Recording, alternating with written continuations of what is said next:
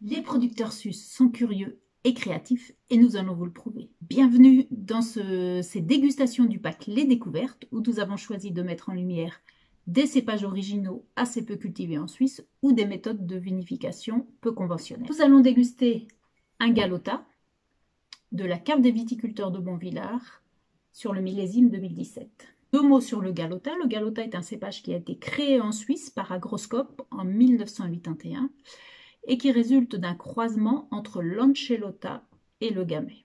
L'idée qui a guidé la création de ce cépage, c'était l'obtention d'une variété colorée et résistante aux conditions humides de fin de période de maturation. La maman de ce Galota est l'Ancellota, qui est un cépage teinturier italien.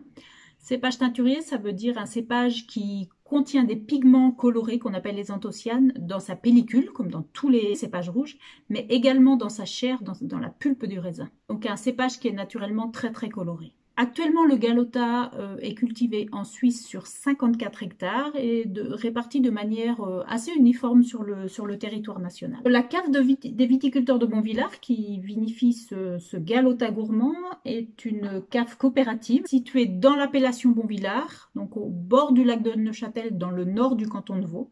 Cave qui compte 54 vignerons adhérents et qui encave l'équivalent de 100 hectares sur les 180 que compte l'appellation, donc une cave d'importance économique prépondérante dans la région.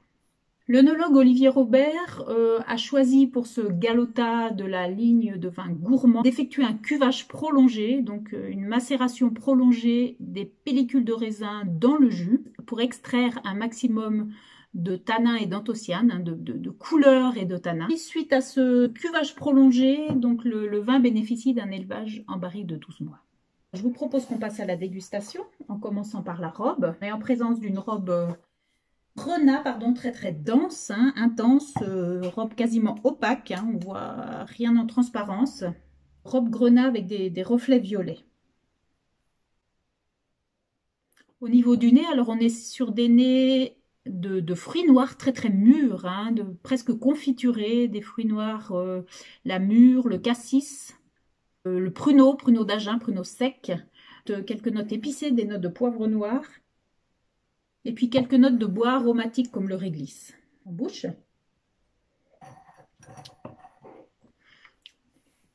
Alors en bouche, on est en présence d'un vin chaleureux, un vin puissant, où on retrouve les notes de fruits noirs, les notes de poivre, quelques petites notes de chocolat noir, de cacao, une structure assez massive avec des tanins bien présents mais très veloutés, très soyeux. On peut parler d'épaule carrée mais très enveloppante. Un vin plein, un vin chaleureux, un vin puissant qui s'accordera avec des mets puissants. Moi, c'est quelque chose que je verrai très bien pour accompagner de la chasse, par exemple, ou une viande marinée. Aussi, pourquoi pas un tartare, un simple tartare de bœuf, mais très très relevé, un tartare de bœuf à l'ail des ours, par exemple, bien épicé. C'est un vin qui a un bon potentiel de garde, qui a des tanins, en suffisance. Moi, je dirais un potentiel de garde entre 5 et 10 ans. Et moi, je conseillerais de l'aérer, c'est-à-dire en ouvrant la bouteille 1 heure ou 2 à l'avance, ou bien de le passer en carafe avant de le déguster pour qu'il puisse exprimer son potentiel aromatique de manière optimale. Voilà, santé et bon appétit avec ce Galota gourmand.